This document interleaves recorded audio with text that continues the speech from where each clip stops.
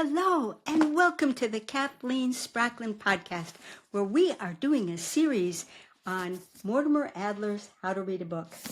We've gotten all the way to analytical reading, and now we're actually even in the second stage of analytical reading, where we're tackling the question now, coming to terms with the author. In the previous episode, I showed you all of the cards that I had gathered out of that chapter in Mortimer Adler's book, and how I tried to really extract, reading analytically, if you will, all of the information that was available in that chapter that we can take with us to look at a specific book. Then I promised that if there was enough of interesting things that came out of studying that method with this book, I would make another episode, a part B, if you will, going over that process. What I found was that there were actually two very interesting phases to this. One was actually filing the main cards that I had created from Mortimer Adler's book. There's some instructive things right there that have to do with how do you file a card in a Zettelkasten, and especially what do you do with cards when you're taking a large number of bib notes from a small area in a book. How do they show up in your bib box? I think that's instructive enough. And then we actually apply the methodology to start with why. And so I thought I would show you also what came out of that. So join me in the down-facing camera and let's get going. Okay, here we are in the down-facing camera. And the first thing I'd like you to notice is the card numbers on these cards, main cards that I created from working with Adler's information. And the thing I want you to notice is that the card numbers are kind of all over the place. And you might wonder, why aren't they in a tight little group? The reason for that is that we are filing the cards by ideas and not by categories. To me, that's one of the primary reasons why ideas are more valuable than categories. Think about it. If we were working from categories, we would be in a comprehension of a book in a very tight category of analytical reading, and then in the second stage of analytical reading, and then specifically in Rule 5 of the second stage of analytical reading, coming to terms with the author. And all of these cards would be tightly together, and they would form a little tree structure of themselves where they demonstrate for us how Adler presented the information. Well, that would be a sad waste because we have that already on the bib card. That's what a bib card does for us.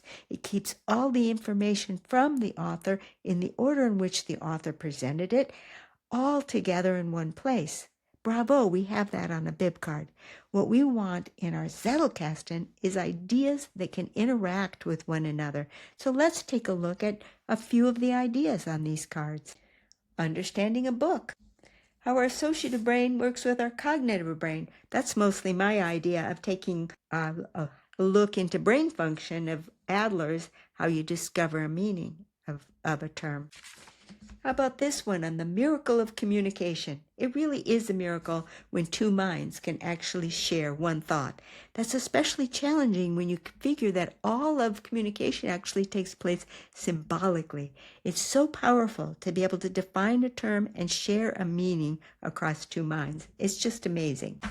So that's why we don't file topically, because all of those ideas interact with other cards already in the Zettelkasten that are related to those same ideas. It's far more powerful way of filing a card. For some additional fun, let's take a look at the experience that I had filing this card. It's on discovering the meaning from other words, and I pulled that into a tagline of the power of the associative brain to pull out meaning. And when I was looking for a parent, this card, surprisingly, was the one the new card chose, which has to do with the power of a key term index to generate surprises. Those surprises come from associations. So I imagine that's why this card wanted this card for its parent. Well, we know how to number it then, right? It would be 3B2B-3A1. Except that Not only is 1 already taken, we had a 2 and a 3 and a strange 0 back from in the day when I thought I had to sort the child cards. So here's our new card. It became 4, 3A4. And look at the incredible conversation that we've got going on here. It's really quite exciting. From the power of a key term to generate surprises, to our brains being connection-forming machines, how we relate to others through the vagus nerve, and that also has to do with mirror neurons, how metacognition enables us to have new outcomes and connections, how our second brain focuses energy on our thoughts, and here this new one, how our associative brain opens the door to cognitive statement of the meaning. Guess what? We now have 3 brains, not just our associative brain and our cognitive brain. We've also got our second brain, our Zettelkasten. How much fun is this? This is so energizing, it could fuel the next half hour of work. The next most exciting card was this one. It came from that quote from Adler that basically saying it's all Greek to me is basically a cop-out unless it actually is in Greek. Now this one had 2 parents that it was having trouble deciding which one it wanted to choose for its parent. This card seemed likely because it was about the will and resistance. And basically, if we're just saying it's all Greek to me and we're not really putting our effort into it, you gotta figure you got a problem with will. The next card that it liked as a possible parent was a quote from Julianne, which is, how can it possibly be your second brain if your thoughts and ideas aren't on the cards? And this one was especially interesting to me because of the focus and energy that is required to be able to get meaning out of something. So that tied more to my response that the long-term goal also has a short term to think about, and that is the power of the focus and the energy, the power that you get when you have managed to focus your energy. So which parent would it choose? This one or this one? While my associative brain was busy trying to figure out which one it liked better, the cognitive brain stepped in and said, "Nuh-uh, we're going to use this one because this one is my current numbering system and it fits right in, and I don't like that card number. How's that for a reason?" So, because one or the other of these was going to have to show up as a link rather than as a directly adjacent parent card, I picked the one with the funny number to be the one that points into the new card.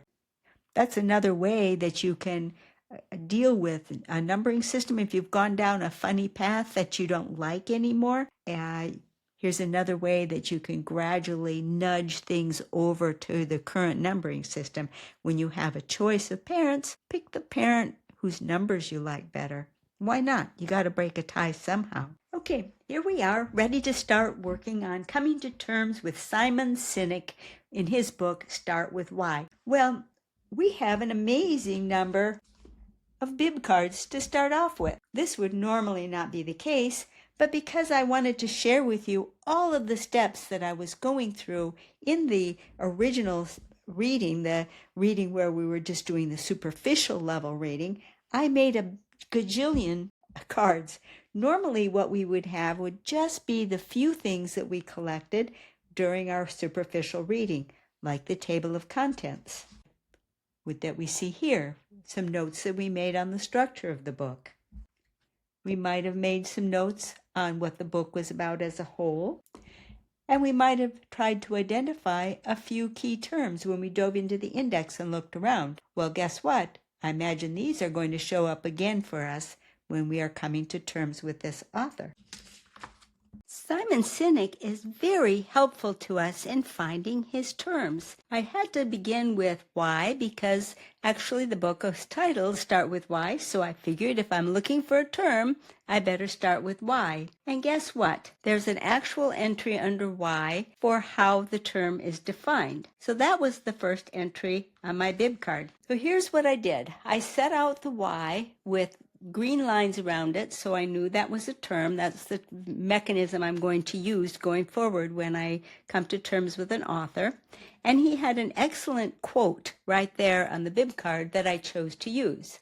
A purpose cause or belief that has nothing to do with what they do. So that's how he defines a why. It's a purpose, it's a cause. It's not specifically related to the product and services that they deliver. Along those same lines, I also looked up what and how, and he also had definitions for both of those terms. What is kind of the opposite of why. It's the product or services a company sells. And how, I was surprised at what I learned about how. I sort of thought that how would be, the mechanism that they use to make their goods. Silly me. It turns out that how is a differentiating value proposition. He defines it as the way a company thinks they are different from or better than the competition. That really surprised me, but that's part of why you have to come to terms with an author, because he uses how a lot in the book, and despite all of the previous work that I had done on this book and the superficial reading, I had not picked up on that meaning of how until I was specifically instructed to come to terms with the author. So then the next one that I had to choose was the golden circle, because it has more entries in the index than any other term. But the interesting thing was the golden circle did not have any entry in the index where it said it was defined. And in fact, reading the whole area, I could not find anything that constituted a definition. So based on its usage and how it came about, this is what I came up with is what I believe its meaning is. Now, of course, this will have to be tentative, because when I do a final analytical reading, since the author did not tell me that's how he defines the term, I have to treat this as an hypothesis and see what I really learn when I give it a thorough analytical reading. So the golden circle, as I believe it, is a diagram that really does nothing more than give advice on what should be most centric in a business, which he indicates why is the center circle, how is the next ring out, and what is the final ring out.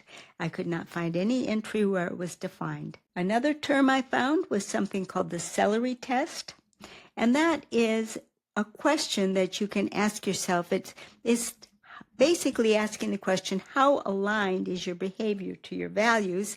And the way the celery test is defined is, could someone tell your healthy eating habits by looking at what's in your grocery cart? So basically, they're just saying, do your practices match your stated values? One term that got used an awful lot that I was confident was going to be a term in Simon Sinek's world turned out not to be a term. It's actually used in a very conventional sense, but the thought was just amazing, and I had to capture a quote. So in this case, I made a regular bib note, page 58, and I wanted to capture it because it was so profound to me that I didn't want to risk reading past it in the future. I wanted to make sure I captured this thought, and that is, companies that fail to communicate a sense of why force us to make decisions with only empirical evidence. That struck me as so fascinating, because I would think that everyone, when they're buying a product, would research and make their decision based on empirical evidence. He's actually talking about that as being an unfair burden to put on the customer. That if, in fact, you convey your why, the meaning of your company, the purpose of the company, what you live and breathe and work toward to your customer, then you're helping your customer make a purchase decision, because then they can match your why to their why and touch on it with the empirical evidence. And then the empirical evidence can be used to confirm the choice, rather than feeling like they were out on a limb with just a set of empirical evidence that how trustworthy might it be.